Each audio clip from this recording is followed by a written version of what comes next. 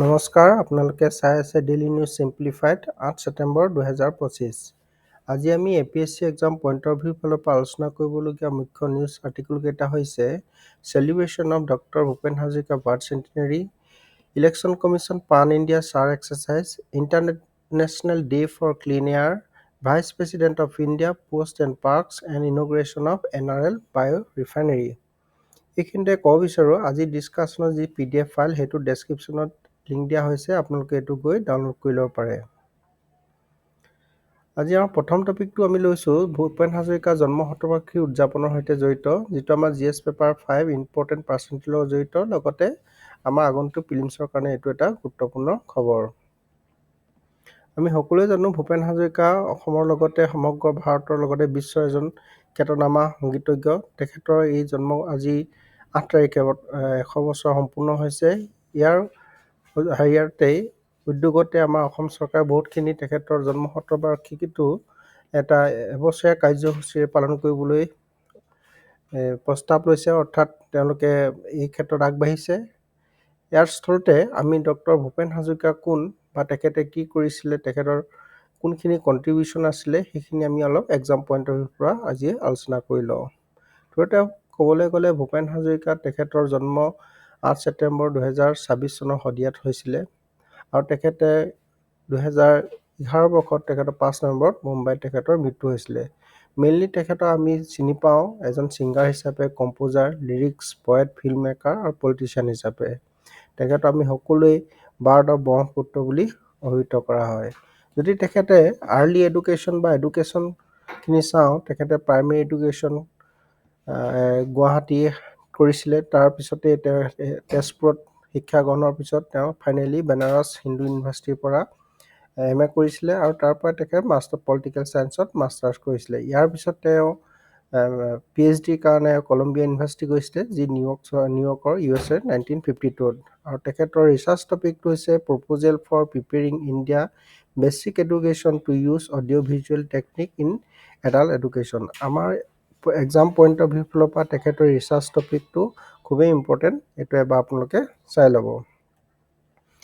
যদি আমি তেখেতৰ কণ্ট্ৰিবিউশ্যন হিচাপে চাওঁ, তেখেত মেইনলি কালচাৰেল এজন আইকন আছিলে, এজন মিউজিচিয়ান আছিলে। তেখেতে অসমীয়া, হিন্দী, বঙালী বহুতবিলাক ভাষাত তেখেতে কণ্ঠদান কৰিছিলে, লগতে সংগীত ব্যৱস্থাপনা কৰিছিলে, সংগীত দিছিলে। ইয়াৰ উপৰিও তেখেতৰ যি সংগীত আছিলে, মেইনলি তেখেতৰ সংগীতত আমি এটা ব্ৰাদাৰহুড, জাষ্টিছ, ছ'চিয়েল ৰিফৰ্মৰ এইখিনিও কথা আমি তেখেতৰ কণ্ঠত বা তেখেতৰ গানত এইখিনি ফুটি উঠা সাধাৰণতে দেখা যায়। আমি যদি দ্বিতীয় কণ্ট্ৰিবিউশ্যন হিচাপে চাওঁ, তেনেহ'লে তেখেতে নেশ্যনেল ইণ্টিগ্ৰেশ্যন আৰু ছ'চিয়েল যিবিলাক ইছ্যু আছিলে তাৰ ওপৰতো তেখেতৰ সংগীতৰ থ্ৰুৱেদি এটা জোৱাৰ আনিবলৈ সক্ষম হৈছিলে। মেইনলি নেশ্যনেল ইউনিটি, কমিউনেল হাৰমনিৰ ক্ষেত্ৰত তেখেতে যথেষ্টখিনি সংগীতৰ মাধ্যমৰ জৰিয়তে তেখেতে এইখিনি আপলিমেণ্টৰ কাৰণে চেষ্টা কৰিছিলে। ইয়াৰো অভাৰঅল নৰ্থ ইষ্টক এটা নেশ্যনেল পৰ্যায়ত যি স্বীকৃতি প্ৰদান কৰাৰ ক্ষেত্ৰতো তেখেতৰ এই অৱদান অতুলনীয় আছিল। যদি আমি ফিল্ম মেকিং আৰু চিনেমাৰ ক্ষেত্ৰত চাওঁ, তেখেতে এজন সংগীতজ্ঞ হোৱাৰ উপৰিও তেখেতে এজন যি নিৰ্দেশক আছিল, যাৰ ফলত তেখেতে শকুন্তলা নামৰ প্ৰথম বোলছবিখন নিৰ্মাণ কৰিছিল। ইয়াৰ পিছতে তেখেতে লতি ঘটি নিৰ্মাণ কৰিছিল আৰু প্ৰতিধ্বনি নামে এই চিনেমাকেইখন তেখেতে নিৰ্মাণ কৰিছিল, যিবিলাক সাধাৰণতে আমাৰ ৰুৰেল যি লাইফ, ছ'চিয়েল ইছ্যু, ট্ৰেডিশ্যন আছে, সেইবিলাক তাৰ এই বোলছবিবিলাকত অসমীয়া যি আমাৰ সামাজিক জীৱন সেইটো ফুটি উঠিছিলে। যদি আমি পলিটিকেল কণ্ট্ৰিবিউশ্যন হিচাপে চাওঁ, পলিটিকেলৰ ক্ষেত্ৰত তেখেতে মেইনলি তেখেতে মাৰ্কছিষ্ট এটা আইডিঅ'লজি তেখেতে ফ'ল' কৰিছিলে, বাট লেটাৰ তেখেতে যি আমাৰ অসম বিধানসভাৰ যি নিৰ্বাচন খেলিছিলে, সেইটো তেখেতে ইণ্ডিপেণ্ডেণ্ট হিচাপেই খেলিছিলে, ইণ্ডিপেণ্ডেণ্ট কেণ্ডিডেট হিচাপে।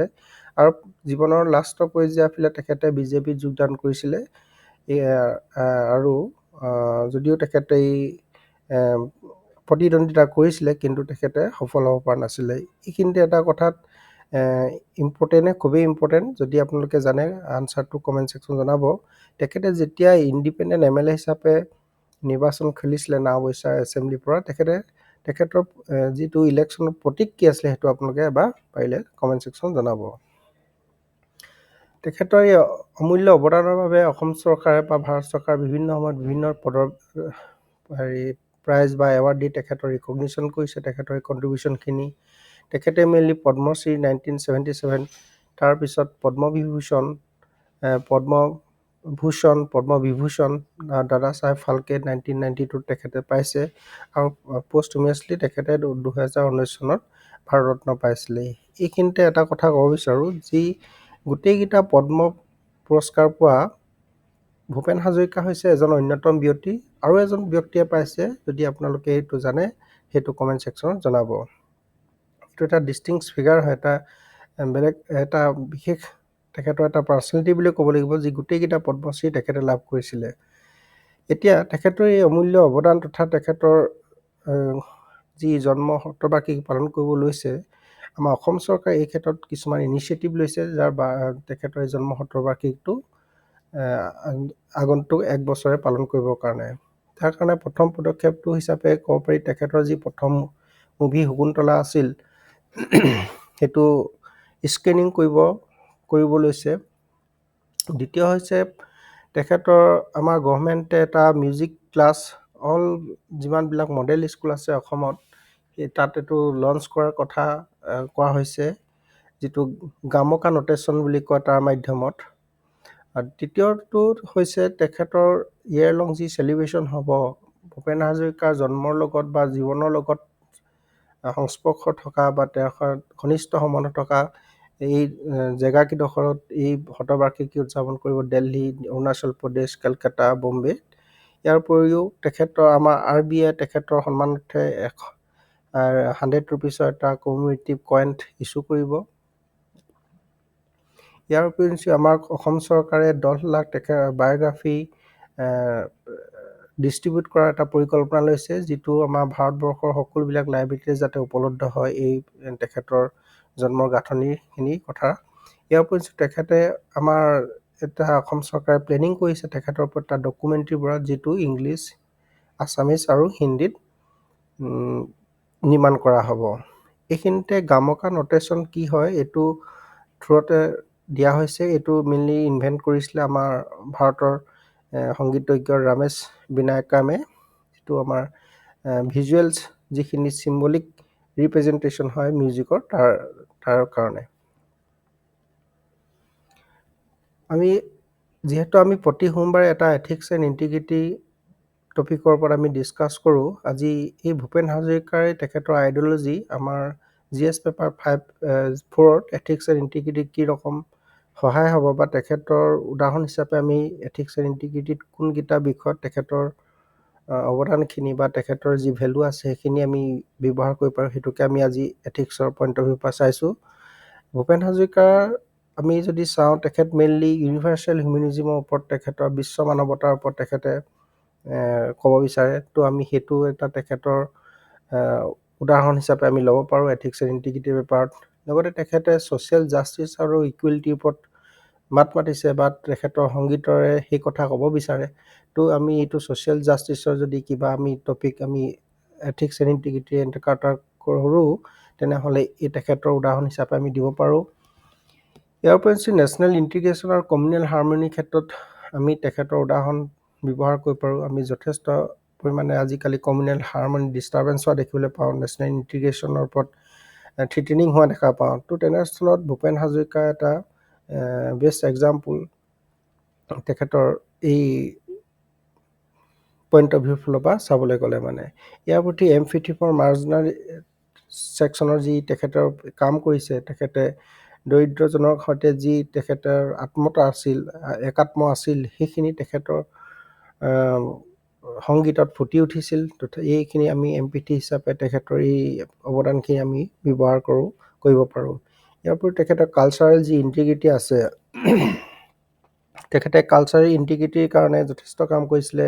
সমগ্ৰ উত্তৰ পূৰ্বাঞ্চলৰ লগতে বংগদেশ, আমাৰ ৱেষ্ট বেংগল হওক, বংগদেশ হওক, তেখেতে সমগ্ৰ এটা এৰিয়াৰ কালচাৰেল ইণ্টিগ্ৰিটি কৰিছিলে। ইয়াৰ উপৰিও ৰিজনেল লেভেলৰ উপৰিও তেখেতে নেশ্যনেল লেভেলত লগতে বিশ্বৰ লেভেলত তেখেতৰ এটা সুকীয়া পৰিচয় আছিলে, আৰু এই সুকীয়া পৰিচয় তেখেতে কালচাৰেল এটা ইণ্টিগ্ৰেশ্যন আনিব চেষ্টা কৰিছিলে। সেই ক্ষেত্ৰতো আমি তেখেতৰ এই আইডিঅ'লজিটো আমি এক্সাম্পল হিচাপে ব্যৱহাৰ কৰিব পাৰোঁ। ইয়াৰ পৰা voice against operation and exploitation এই ক্ষেত্ৰতো তেখেতৰ ভূপেন হাজৰিকা এটা বেষ্ট এক্সাম্পল হিচাপে আমি ৰিজনেল পইণ্ট অফ ভিউৰ পৰা আমাৰ GS4 পেপাৰত ব্যৱহাৰ কৰিব পাৰোঁ। এতিয়া আহিছোঁ আমি দ্বিতীয় টপিকলৈ। দ্বিতীয় টপিকটো হৈছে আমাৰ ইলেকশ্যন কমিশ্যনছ পান ইণ্ডিয়া ছাৰ এক্সাৰচাইজ। এইটো প্ৰেজেণ্ট কণ্টেক্সটো এইটোৱেই, আমাৰ যি chief election commissioner Ganesh Kumar আছে, তেখেতে এটা হাই লেভেল মিটিং দিল্লীত শ্বেয়াৰ কৰিছে আৰু তেখেতে অল ইণ্ডিয়াত এই ছাৰ এক্সাৰচাইজটো ইমপ্লিমেণ্ট কৰাৰ কাৰণে কিখিনি যাৱতীয় বস্তু লাগিব বা কিখিনি ধৰণৰ প্ৰিপেয়াৰনেছ হৈছে তাৰ ওপৰত পৰ্যালোচনা কৰিবৰ কাৰণে। তো প্ৰেজেণ্ট কণ্টেক্সটো এইটোৱেই, আৰু ইয়াৰ উপৰিও আমাৰ বিহাৰ ৰিচেণ্টলি এইটো এক্সাৰচাইজ হৈ গ'ল। সেইটো পইণ্ট অফ ভিউৰ ফালৰ পৰা এইটো আগন্তুক দিনৰ ইলেকশ্যন কমিশ্যন যি ছাৰ এক্সাৰচাইজ সেইটো আমাৰ GS paper 2 representation of people act আৰু আগন্তুক দিনৰ প্ৰিলিমছৰ কাৰণে গুৰুত্বপূৰ্ণ বিষয়।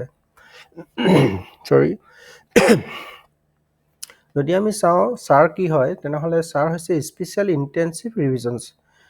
ছাৰ ইণ্টেনচিভ ৰিভিজনত মেইনলি ফ'কাছ কৰে এটা হাউচ টু হাউচ ভোটাৰৰ ভেৰিফিকেশ্যন কৰিবৰ কাৰণে, যি বুথ লেভেল অফিচাৰবিলাকে গৈ ইলেক্টৰেল ৰুলত যিবিলাক নাম থাকে সেইখিনি যাতে কোনো ধৰণৰ বিসংগতি নাথাকে, তাৰ কাৰণে আমাৰ বুথ লেভেল অফিচাৰে হাউচ টু হাউচ গৈ এটা টাইম বাউণ্ড মেনাৰত গৈ পিনে এইটো কাৰেকশ্যন বা এৰৰ ফ্ৰী কৰে। সেইটো হৈছে এই স্পেচিয়েল ইণ্টেনচিভ ৰিভিজনছ। আমি সকলোৱে জানো যে election commission is mandated to prepare all the electoral roll of the Indian citizens. তো ইন ডেট কেছ ছাৰৰ মেইন পাৰ্পজটো হৈছে এইটোৱেই। তো দ্বিতীয় কথাটো হ'ল আমাৰ ভোটাৰ লিষ্টখন একুৰেট কৰাত, এটা ইনক্লুজিভ কৰাত আৰু যি এৰৰ থাকিব সেইখিনি কোনো ধৰণৰ ডিছক্ৰিপেঞ্চি নাথাকে সেইখিনি আমাৰ মিনিমাইজ কৰাত সুবিধা কৰে এই এক্সাৰচাইজটোৱে। যদি আমাক কোনোবা নতুন যদি এণ্ট্ৰি ভোটাৰত নাম আহিছে বা ডিলিশ্যন হৈছে কোনোবা মৃত্যুৰ ফলত বা মডিফিকেশ্যন কৰিব লাগে, তো এই এক্সাৰচাইজটো থ্ৰী কৰা হয়। তো যদি আমি চাওঁ এইটো ছেকশ্যন 21 যি আছে ৰিপ্ৰেজেণ্টেটিভ এক্ট 1950, তাৰ সেই এক্টৰ ছেকশ্যন 21 আমাৰ ইলেকশ্যন কমিশ্যনে এইটো এম্পাৱাৰ কৰিছে তেওঁলোকে যাতে এই ইলেক্টৰ ৰুলটো ৰিভাইজ কৰে আৰু প্ৰিপেয়াৰ কৰে একৰ্ডিংলি টাইম বাউণ্ড মেনাৰত। তো এইটোৱেই হৈছে ছাৰ স্পেচিয়েল ইণ্টেনচিভ ৰিভিজন, আৰু এইটো এতিয়া সদ্যহতে বিহাৰত কৰিছে। আৰু যদি আমি চাওঁ, যদিও ইয়াত বহুতখিনি সমালোচনা হৈছে, তথাপিও ইয়াত আমাৰ যি কনষ্টিটিউচনেল মেণ্ডেট আছে তাৰ থ্ৰুত ইলেকশ্যন কমিশ্যনে এইখিনি কাম কৰি গৈ আছে। যদি আমি ইয়াক কনষ্টিটিউচনেল বেচিছ হিচাপে চাওঁ বা ইলেকশ্যন কমিশ্যনে কি বেচিছৰ ওপৰত এই এক্সাৰচাইজটো কৰিছে য'ত ইমান সমালোচনা হোৱাৰ স্বত্বেও, তো তেনেহ'লে আৰ্টিকল 324 এই যি আৰ্টিকল 324 ইলেকশ্যন কমিশ্যনক এটা এম্পাৱাৰ কৰিছে to supervise control and preparation of elector roll and conduct of elections. তো আৰ্টিকল 324 থ্ৰুদিত ইলেকশ্যন কমিশ্যনে এই পাৱাৰটো এক্সাৰচাইজ কৰিছে ছাৰৰ। দ্বিতীয়তে যদি আমি ইয়াৰ ছুপ্ৰিম কোৰ্টৰ জাজমেণ্ট হিচাপে চাওঁ, তেনেহ'লে যি 1977 যি Mahendra Singh Gill versus chief election কমিশ্যনৰ যি কেছ আছিল, তাতো 1924 যি আৰ্টিকুলৰ যি কথা কনষ্টিটিউশ্যনেল কৈছে সেইটো ছুপ্ৰিম কোৰ্টেও আপহেল কৰিছে আৰু ইলেকশ্যন কমিশ্যনক এইটো কাম কৰি যোৱাৰ ক্ষেত্ৰত কোনো ধৰণৰ বাধা দিয়া নাই বা তেখেতলোকৰ এই কামত কোনো হেঙাৰ হিচাপে থিয় দিয়া নাই। তো মোটামুটি এইখিনি তেখেতৰ কনষ্টিটিউশ্যন আৰু legal provision on the basis of this election commission has exercise SIR special intensive ৰিভিজনছ।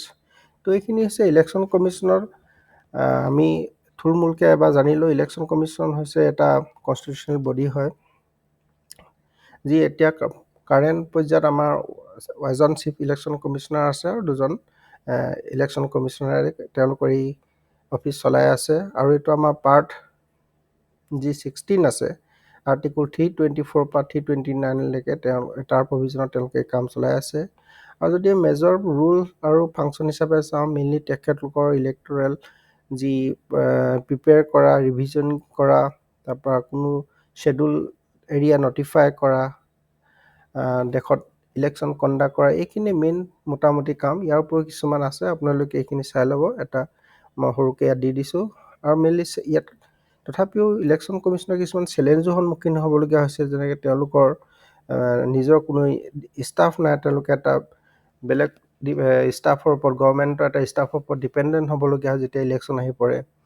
ইয়াৰ উপৰিতো যিখিনি ফাইনেন্সিয়েল অট'নমি থাকে সেইটো আমাৰ চেণ্টাৰৰ ওপৰত তেওঁলোক ডিপেণ্ডেণ্ট হ'বলগীয়া হয়। আৰু বহু ক্ষেত্ৰত এক্সিকিউটিভে যিহেতু এপইণ্টমেণ্ট কৰে ইলেকশ্যন কমিশ্যনক, তেনে ক্ষেত্ৰত বহুত সমালোচনা দেখা যায় যে ইলেকশ্যন কমিশ্যন চাম এক্সটেণ্ট এক্সিকিউটিভ পলিটিকেল পাৱাৰ যোন থাকে তেওঁৰ হৈ কাম কৰে বুলি। বাট যি নহ'লেও ইলেকশ্যন কমিশ্যন এটা কনষ্টিটিউশ্যন বডি হয়, আৰু from the very beginning they have evolve and they have reform and আজি আৰু এইটো পৰ্যায়ত ইলেকশ্যন কমিশ্যন এটা বোল্ড পজিশ্যনত আছে, আৰু আমাৰ দেশৰ যি ডেম'ক্ৰেটিক প্ৰচেছ বা ডেম'ক্ৰেটিক ভেলু প্ৰিন্সিপাল আছে সেইখিনি আগুৱাই লৈ যোৱাত সহায় কৰিছে। যদি আমি এইটো চাওঁ, এই ছাৰৰ ইমানখিনি সমালোচনা, স্পেচিয়েলি ইণ্টেনচিভ যি ৰিভিজন হৈছে, গোটেই দেশত ইমান সমালোচনা হোৱাৰ স্বত্বেও ইলেকশ্যন কমিশ্যনে এই কামটো কিয় কৰিবলৈ গৈ আছে? ইয়াৰ মেইন উদ্দেশ্যটো হৈছে এটা এৰৰ ফ্ৰী আৰু আপডেটেড ভোটাৰ লিষ্ট তেওঁলোকে প্ৰিপেয়াৰ কৰিবৰ কাৰণে। দ্বিতীয়টো হৈছে ছেফ গাৰ্ডিং ডেম'ক্ৰেটিক যি লিজিটিমেচি আছে সেইখিনি ওৱান পাৰ্চন ওৱান ভোটৰ যি প্ৰিন্সিপাল আছে সেইটো আপহোল্ড কৰিবৰ কাৰণে, আমাৰ ভোটাৰ পাৰ্টিচিপেশ্যনটো আৰু বুষ্ট কৰিবৰ কাৰণে, আৰু এড্ৰেছিং টেকন'লজিকেল আৰু পলিচি আপগ্ৰেডেশ্যনৰ যি আমাৰ নতুন যিহেতু টেকন'লজিবিলাক আহি আছে, AI ভাৰ্চন আহি আছে, তো তেনে ক্ষেত্ৰত আমাৰ ইলেকশ্যন কমিশ্যনৰ যি টেকন'লজি আছে বা তেওঁলোকৰ যি পলিচি মেকিং প্ৰচিডিউৰ আছে সেইখিনিৰ লগত খাপ খোৱাকৈ তেওঁলোকে এইখিনি কাম কৰিবলগীয়া হৈছে। যদিও ইয়াত কিছুমান কনচাৰ্ণ আছে বা তেওঁলোকৰ এইখিনিত বহুতখিনি ক্ষেত্ৰত লুফল আছে, সেইখিনি হৈছে মেইনলি কিছুমান বস্তু ডকুমেণ্টাৰী তেওঁলোকে এক্সক্লুজন কৰিছে, যেনে আধাৰ হওক, ৰেচন কাৰ্ড হওক, সেইখিনি এক্সক্লুড কৰাটো এটা ডিজেনফ্ৰাইজমেণ্ট হৈছে বুলি কোৱা হৈছে। ইয়াৰ উপৰিও দ্বিতীয় ইম্পেক্টটো হৈছে মাইগ্ৰেশ্যন ৱৰ্কাৰ ওপৰত তেওঁলোকৰ এই ছাৰ এক্সাৰচাইজটো এটা নেগেটিভ ইম্পেক্ট আনিব বুলি কোৱা হৈছে, কাৰণ বহুতখিনি মাইগ্ৰেশ্যন ৱৰ্কাৰ নিজৰ জেগা নাথাকে, বেলেগ জেগালৈ যায়, যাৰ ফলত তেওঁলোকে ৰেচিডেঞ্চটো প্ৰুভ কৰাৰ ক্ষেত্ৰত এটা কঠিন জটিলতাৰ সন্মুখীন হ'ব পাৰে। ইয়াৰ উপৰিতো লেক অফ পাব্লিক কনচালটেশ্যন বা যি কোঅৰ্ডিনেশ্যন হ'ব লাগে তাৰো এটা লেকিং হোৱা দেখা গৈছে। এই কথাখিনি থুলমূলকৈ দিয়া আছে, আপোনালোকে এবাৰ এইটো চাই ল'ব। জাষ্টিফিকেশ্যন বা ষ্ট্ৰেংথনিং বা ৱে ফৰৱাৰ্ড হিচাপে যদি আমি ছাৰ প্ৰচেছটো চাওঁ, তেনেহ'লে mainly acceptance of wider range of document, অকল পাৰ্টিকুলাৰ এটা ডকুমেণ্টেই ইলেকশ্যন কমিশ্যনে কনচিডাৰ নকৰি আৰু গভৰ্ণমেণ্ট ভেলিড ডকুমেণ্টবিলাক, অন্য ডকুমেণ্টবিলাকো যাতে তেওঁলোকে গ্ৰহণ কৰে, সেই ক্ষেত্ৰত তেওঁলোকে কাম কৰিব লাগিব। লগতে যি টেকন'লজি আৰু ডাটা ইণ্টিগ্ৰেশ্যন আছে তাৰ মাজত এটা কোঅৰ্ডিনেশ্যন আৰু ক্ৰছ ভেৰিফিকেশ্যন হ'ব লাগিব আগন্তুক দিনত।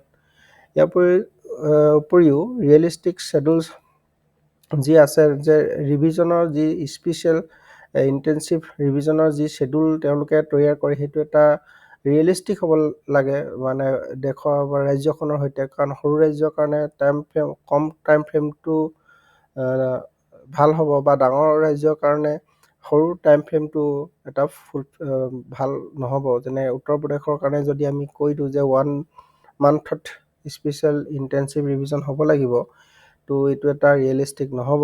তো তেনে ক্ষেত্ৰত তেওঁলোকে এটা ৰিয়েলিষ্টিক শ্বেডুল প্ৰিপেয়াৰ কৰিব লাগিব সমগ্ৰ দেশৰ কাৰণে।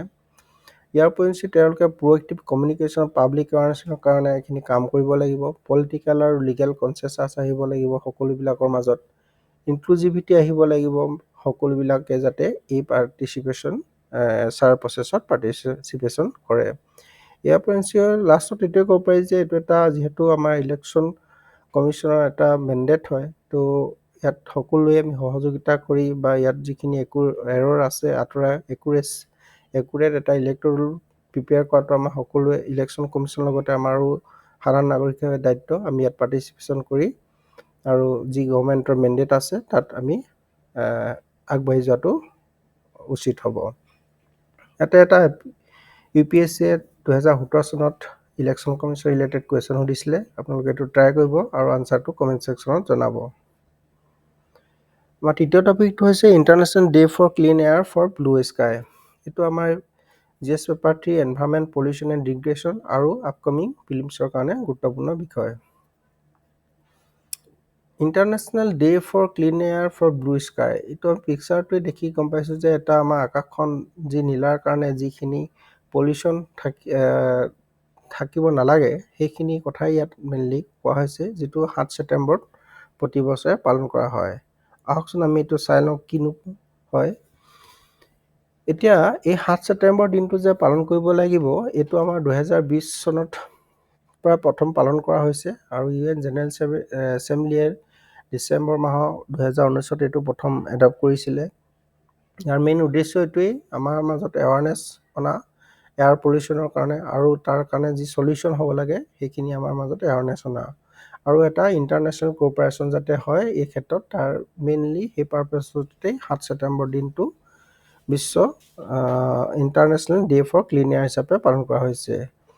আৰু এইটো প্ৰথমে লিড এজেঞ্চি হিচাপে যদি আমি কওঁ তেনেহ'লে ইউনাইটেড নেশ্যন এনভাইৰনমেণ্ট প্ৰগ্ৰেম আৰু with support of climate and clean air পলিউশ্যনৰ থ্ৰুৱেদি এইটো কৰি থকা হৈছে।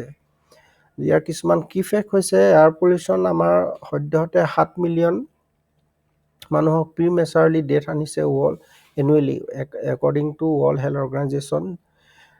তো ইয়াৰ মেইন ফ'কাছ হৈছে link between air pollution and climate change, role of short life climate pollutant methane, black carbon, hydrochlorocarbon, need for sustainable urban transport, renewable energy, reduce industrial emissions। আৰু এই বছৰ যিটো থিম হৈছে racing of air every breath matter. তো মূল কথাটো এইটোৱেই, আমাৰ যি international day for clean air যি পালন কৰা হয়, মেইনলি উদ্দেশ্য আমাৰ মাজত যাতে এয়াৰ পলিউশ্যনৰ ওপৰত যাতে আমি এৱাৰ থাকোঁ, সজাগতা হওঁ, আৰু তাৰ কাৰণে যি চলিউশ্যন কৰিব লাগে আমাৰ লেভেলত সেইখিনি যাতে আমি কৰোঁ, আৰু এটা আন্তঃৰাষ্ট্ৰীয় লেভেলত এটা কোঅপাৰেশ্যন যাতে আহে। আৰু এইটো এইবাৰ থিমটো হৈছে racing for air every breath matter. এইটো আমাৰ ফিলিমছৰ কাৰণে গুৰুত্বপূৰ্ণ বিষয়, আপোনালোকে এইটো মনত ৰাখি ল'ব। নেশ্যনেল এই পইণ্ট অফ ভিউৰ পৰা এটা বস্তু ইয়াৰ লগত জড়িত আছে, আমাৰ ভাৰতত নেশ্যনেল ক্লিন এয়াৰ প্ৰগ্ৰেম এটা ইমপ্লিমেণ্ট কৰি থকা হৈছে, যিটো গ্ৰীণ ট্ৰিবিউনেলে ডাইৰেক্ট কৰিছিলে মিনিষ্ট্ৰী অফ এনভাইৰনমেণ্ট ফৰেষ্টক। তো আমাৰ যি নেশ্যনেল ক্লিন এয়াৰ প্ৰগ্ৰেম আছে সেইটো 20 to 30% reduction of air pollution by 2024 কাৰণে। তো তাৰ ইয়াতে আমাৰ এইটো গঠন হৈছিলে, আৰু ফাৰ্ষ্ট আমাৰ এইটো নেশ্যনেল লেভেলত এইটো প্ৰথম এনেকুৱা ধৰণৰ এটা এয়াৰ পলিউশ্যনৰ কাৰণে পলিচি। এইটো মেইন উদ্দেশ্য হৈছে ইয়াত আমাৰ গোটেইবিলাক প্ৰায় 102খন এটা প্ৰায় 102 নং এটেইনমেণ্ট চিটিৰ লগতে 23খন ৰাজ্য আৰু ইউনিয়ন টেৰিটৰী পাৰ্টিচিপেশ্যন হৈছে, য'ত নেকি আমাৰ পলিউশ্যন কণ্ট্ৰল বৰ্ডৰ থ্ৰুৱেদি কৰা হৈছে, যাতে আমাৰ এয়াৰ কোৱালিটিবিলাক ইয়াত ঠিক কৰিবৰ কাৰণে। এইটো এটা UPSC প্ৰিলিমছ 2021ত আহিছিলে, আপোনালোকে এইটো চেষ্টা কৰিব আৰু আনচাৰটো কমেণ্ট ছেকশ্যনত জনাব। আমাৰ চতুৰ্থ টপিকটো হৈছে vice president of India post and park. এইটো আমাৰ আগন্তুক দিনত UPSC আৰু APSC প্ৰিলিমছ পাৰ্চপেক্টিভৰ পৰা গুৰুত্বপূৰ্ণ। কাৰেণ্ট কণ্টেক্সট এইটোৱেই, অহাকাইলৈ অৰ্থাৎ 9 ছেপ্টেম্বৰত ভাইচ প্ৰেচিডেণ্ট আমাৰ ইলেকশ্যন হ'ব। যিহেতু আমাৰ আগৰ যি ভাইচ প্ৰেচিডেণ্ট আছিলে তেখেতে ৰেজিগনেশ্যন দিছে, তো তেনেস্থলত 9 ছেপ্টেম্বৰত এটা নতুন ইলেকশ্যন হ'ব, যাতে আমাৰ এজন নতুন ভাইচ প্ৰেচিডেণ্ট পাওঁ। এইটো আমি প্ৰিলিমছ পাৰ্চপেক্টিভৰ পৰা চাই লওঁ এবাৰ থ্ৰুতে। যদি আমি চাওঁ কনষ্টিটিউশ্যন প্ৰভিজন হিচাপে আৰ্টিকল 63ত কোৱা হৈছে যে there shall be a vice president of India, আৰু আৰ্টিকল 64 to 71 তাত কোৱা হৈছে ডিল উইথ ইলেকশ্যনছ কোৱালিফিকেশ্যন, তেখেতৰ কেনেকৈ ইলেকশ্যন হ'ব, কোৱালিফিকেশ্যন কি হ'ব, টেনাৰ কি হ'ব, তেওঁৰ ৰিমুভেল কেনেকৈ কৰিব পৰা হ'ব, আৰু তেখেতৰ ৰেংক হিচাপে যদি চাওঁ তেখেত second highest constitutional officer after the president. আৰু তেখেতৰ ইলেকশ্যন আমাৰ ইলেক্টৰেল কলেজ বোথ ইলেক্টেড আৰু নমিনেটেড মেম্বাৰ ৰাজ্যসভা লোকসভাৰ থ্ৰুৱেদি তেওঁক ইলেক্ট কৰা হয়। ভোটিং ছিষ্টেমটো সাধাৰণতে proportional representation by means of single transferable vote আৰু চিক্ৰেট বেলট আমাৰ এইটো ইলেকশ্যন কমিশ্যনে কণ্ডাক্ট কৰে। কিন্তু ষ্টেট লেজিছলেটৰ ইয়াত আমাৰ পাৰ্টিচিপেশ্যন নকৰে, কিন্তু প্ৰেচিডেণ্টৰ ক্ষেত্ৰত কৰে। এইটো এটা ইম্পৰ্টেণ্ট ফেক্ট হয়। এইটো not elected by the state legislative assembly, আমাৰ ইয়াত কোনো ধৰণৰ MLA তেওঁৰ এই ইলেকশ্যন প্ৰচেছত পাৰ্টিচিপেশ্যন নকৰে। আৰু আৰ্টিকল 66ত তেখেতৰ যি কোৱালিফিকেশ্যনৰ কথা কৈছে, তাত কৈছে যে তেখেত এজন ইণ্ডিয়ান চিটিজেন হ'ব লাগিব, তেওঁ এটলিষ্ট 35 years old হ'ব লাগিব, তেখেতৰ ৰাজ্যসভাৰ এজন মেম্বি হ'ব লাগিব আৰু cannot hold office of profit, কোনো ধৰণৰ প্ৰফিট থকা অফিচত বা কোনো ধৰণৰ চাকৰিত কৰি তেখেতে ইয়াত প্ৰতিদ্বন্দ্বিতা কৰিব নোৱাৰিব। আৰু যদি তেখেতৰ টেনাৰ হিচাপে চাওঁ, তেখেতে 5 বছৰৰ কাৰণে সাধাৰণতে ইলেকশ্যন কৰা হয় যদিও, আৰু তেখেতৰ আমাৰ প্ৰেচিডেণ্টে অথ দিয়ে, তেখেতৰ ৰিকগনিশ্যন হৈছে আমাৰ আফটাৰ, যদি ৰেজিগনেশ্যন দিবলগীয়া হয় তেনেহ'লে তেখেতৰ যি ৰেজিগনেশ্যন প্ৰেচিডেণ্টক দিব, আৰু তাৰপিছত যদি ৰিমুভেল কৰিবলগীয়া হয় তেনেহ'লে ৰাজ্যসভা ৰিজলিউশ্যন লৈ মেজৰিটি লৈ পিনে যদি কৰে তেনেহ'লে তেখেতৰ ৰিমুভেল হ'ব। এইখিনিতে আৰু এটা কথা, তেখেতক কোনো কিন্তু চেলাৰী দিয়া নহয়, তেখেতক মেইনলি পাৰ্কছ দিয়া হয়, আৰু তেখেতৰ চেলাৰী যদি তেখেতে প্ৰেচিডেণ্টৰ পষ্ট হিচাপে গ্ৰহণ কৰে তেতিয়াহে তেখেতৰ চেলাৰী পায়। অৰ্থাৎ যদি প্ৰেচিডেণ্টে ৰেজিগনেশ্যন দিয়ে, in that case vice president taking the charge of president, that situation vice president can draw salary from consolidated fund of India, but otherwise he will receive only perks as a chairman of the Rajya Sabha. যদি power function হিচাপে আমি vice president চাওঁ, তেখেত ex officio chairman of Rajya Sabha হিচাপে কাম কৰে, article as per 64। তেখেতে maintain order, decide on disqualification under the 10th Schedule, anti defection law যিখিনি লৰ মতে যিখিনি প্ৰচিডিউৰ আছে বা কথা কৈছে এণ্টি ডিফেকশ্যনৰ, তাৰ তেখেতে সেইখিনি ডিছকুৱালিফিকেশ্যন কৰে এমপিবিলাকক। No vote ordinary cause has casting vote in case of tie, তেখেতে জেনেৰেলি কোনো ধৰণৰ ভোট প্ৰদান নকৰে কোনো এটা বিলত, বাট ইন কেছ যদি ট্ৰাই হয় তেনেহ'লে তেখেতৰ ভোটটো দিব পাৰে তেখেতে। এক as A president when president in absent বা ৰিজাইন হয়, তেখেতৰ বেমাৰ হয়, ৰিমুভেল হয়, ডাই হয়, তেনেহ'লে তেখেতে এজ এ প্ৰেচিডেণ্ট হিচাপে এক্ট কৰে। আৰু member of various parliament committee তেখেতে ভাৰ্চুৱেলি তেখেতে মেম্বাৰশ্বিপ অভাৰঅল চেয়াৰমেন হিচাপে কাম কৰে। আৰু ডিফাৰেঞ্চ আৰু প্ৰেচিডেণ্টৰ আৰু তেখেতৰ ভাইচ প্ৰেচিডেণ্টৰ ডিফাৰেঞ্চ এইটোৱেই, প্ৰেচিডেণ্টক ইলেক্ট কৰে MP প্লাছ MLA, আৰু ভাইচ প্ৰেচিডেণ্টক ইলেক্ট কৰে অনলি বাই MP। এইটো এটা মেজৰ ডিফাৰেঞ্চ, এইটো আপোনালোকে মনত ৰাখি ল'ব।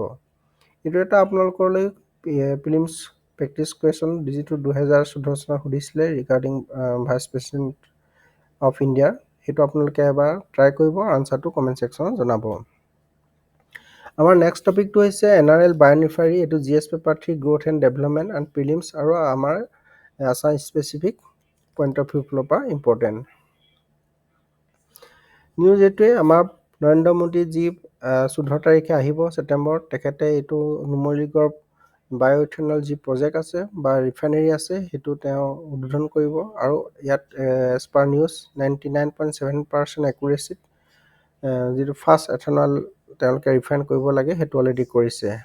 এইটোৱে থুলমূল বাতৰি, আমি এইটোৱে প্ৰিলিমছ পাৰ্চপেক্টিভ চাই লওঁ, আৰু বেলেগ এদিন আমি টোটেল সম্পূৰ্ণকৈ বায়'ফিউল বা বায়'ৰিফাইনেৰী গোটেই প্ৰচিডিউৰ বা তেওঁৰ এডভান্টেজ ডিছএডভান্টেজ এই গোটেই কথাখিনি আমি অন্য এটা এদিন টপিক নিউজ লৈ পিনে এইটো আমি ডিছকাছ কৰিম। আজি আমি জাষ্ট প্ৰিলিমছ পাৰ্চপেক্টিভৰ পৰা এইখিনি চাই লওঁ। তো আমাৰ নুমলীগড় আমাৰ গোলাঘাট ডিষ্ট্ৰিক্টত আছে, এইটো আমাৰ NRL মেজৰ ষ্টেক আছে, আৰু এই প্ৰজেক্টটো যিটো বায়'ৰিফাইনেৰী সেইটো ফিনিছ কোম্পানী ফৰ্টাম আৰু চিম্পলি নামৰ দুটা ফিনলেণ্ড বেছড কোম্পানীৰ লগত সহযোগত এইটো কাম কৰিছে। আৰু এইটো আমাৰ যিটো ফাউণ্ডেশ্যন ষ্ট'ন আছিলে 2018 চনতে আমাৰ মোদীয়ে লেট ডাউন কৰিছিলে, আৰু এতিয়া তেখেতে এইটো ইনগ্ৰেশ্যন কৰিব।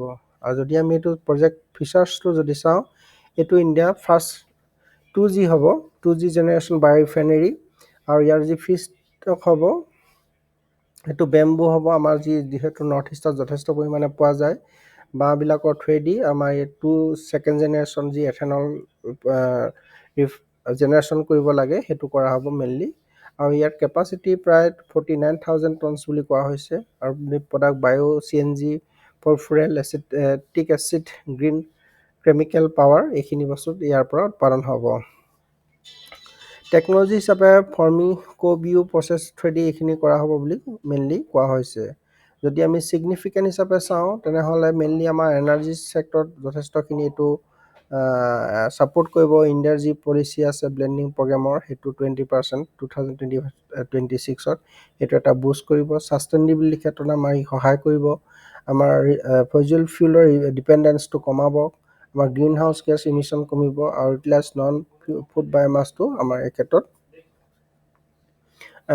আৰু আগবাঢ়ি যাব। লগতে ইকনমিক বেনিফিট হিচাপে ডেফিনেটলি ইয়াত জব বহুতখিনি ক্ৰিয়েট হ'ব, আমাৰ নিবনুৱাসকলে সংস্থাপন পাব। লগতে ৰুৰেল আৰ্বানৰ যি কানেক্টিভিটি থাকিব সেইখিনি আমাৰ আৰু অধিক আগবাঢ়ি যাব। আৰু আমি ষ্ট্ৰেটেজিক পইণ্ট অফ ভিউৰ পৰা চাবলৈ গ'লে নৰ্থ ইষ্ট বায়'ফিল্ডৰ যিহেতু হাব হয়, ইয়াত নেট জিৰ' টু 2017 যি আমাৰ পৰিকল্পনা আছে বা আমাৰ যি কমিটমেণ্ট আছে সেইখিনিত ফুলফিল কৰাত এই প্ৰজেক্টে আমাক যথেষ্টখিনি আগন্তুক দিনত সহায় কৰিব। এইটো জেনেৰেশ্যন বায়'ফিউল ইভলিউশ্যন কেনেকৈ হৈছে, ফাৰ্ষ্ট জেনেৰেশ্যন ছেকেণ্ড জেনেৰেশ্যন, যিটো আমাৰ এতিয়া নুমলীগড় হৈছে এইটো second generation biofuel, organic waste derive fuels, organic ৱেষ্টৰ পৰা এইটো ফিউল ডিৰাইভ কৰিব। তেনেকৈ থাৰ্ড জেনেৰেশ্যন, ফ'ৰ্থ জেনেৰেশ্যন, আমি এই গোটেইখিনি এদিন এটা দিনত লৈ সম্পূৰ্ণকৈ আলোচনা কৰিম। আজি আমি জাষ্ট প্ৰিলিমছ পাৰ্চপেক্টিভৰ পৰা চালোঁ আমি নুমলীগড় ৰিফাইনেৰী যি বায়' ৰিফাইনেৰী কথা আছে। তো আগন্তুক দিনত আমি এইটো সম্পূৰ্ণকৈ চাম এদিন, ঠিক আছে। তো এইটো এটা প্ৰিলিম প্ৰেক্টিছ কুৱেশ্যন 2020 চনত UPSC অলৰেডি সুধিছিলে, আপোনালোকে এইটো চেষ্টা কৰিব আৰু কমেণ্ট ছেকশ্যনত আনচাৰটো জনাব। আজিলৈ ইমানেই, ধন্যবাদ।